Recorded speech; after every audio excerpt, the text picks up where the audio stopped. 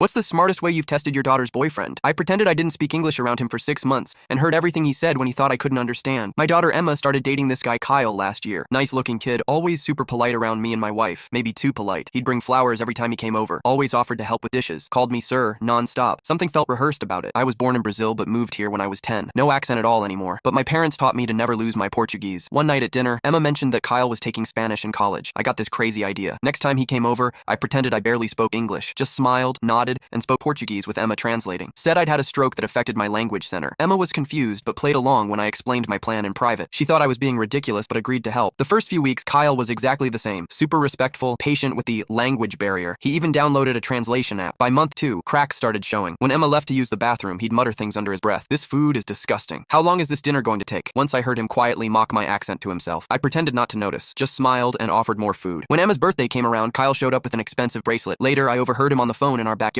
Yeah, I returned the cheap one and got the silver one instead. Her dad's loaded. Gotta look the part. That was interesting. I'm comfortable, but definitely not loaded. We live in a normal 3-bedroom house. I drive a 2016 Subaru. One Saturday, Emma had a shift at the hospital. She's in nursing school. Kyle came by anyway, said he left his charger. I let him in, still doing my broken English act. While I pretended to watch a Portuguese soccer game, he took pictures of our mail, our investment statements, even opened my desk drawer when he thought I wasn't looking. The next week, I accidentally left fake bank statements showing a negative balance and massive debt on the kitchen counter, just to see what would happen. 3 days later, Kyle told Emma he needed space and wasn't sure about their relationship. Said he wanted to find himself before getting serious with anyone. Emma was heartbroken but suspicious. She asked if my test had shown anything. I told her everything I'd heard. We waited to see if Kyle would come back once the fake bank statements disappeared. Sure enough, 2 weeks later, he texted her saying he'd worked through his issues and wanted to try again. Emma invited him over for dinner. He brought the usual flowers, called me sir again. I served his favorite meal, the one he'd called disgusting behind my back. Halfway through dinner, Emma started speaking to me in perfect English. I responded the same way. Kyle froze with his fork halfway to his mouth. You speak English? He stammered, looking at me. I've spoken English for 35 years, I said. Almost as long as I've been able to spot guys who date my daughter for her money. The color drained from his face. Emma placed her phone on the table, playing a recording of him from last week. Once I'm in with her family, her dad can hook me up with one of his doctor friends. Then I'm set for life. He tried denying everything, said I misunderstood, that my English must not be good enough to understand context. Emma held up his phone. He'd left it unlocked when he went to the bathroom. And these texts to your friends about my rich family you plan to use? Am I misunderstanding those too? He grabbed his phone and stormed out, called Emma crazy, called me a sneaky old man. Emma cried that night, but told me the next morning she was grateful. 6 months of hurt is better than years of lies, Dad. Kyle's now dating the daughter of a car dealership owner. Emma's with a guy she met at nursing school. He brings homemade cookies instead of store-bought flowers and talks to me the same way whether Emma's in the room or not.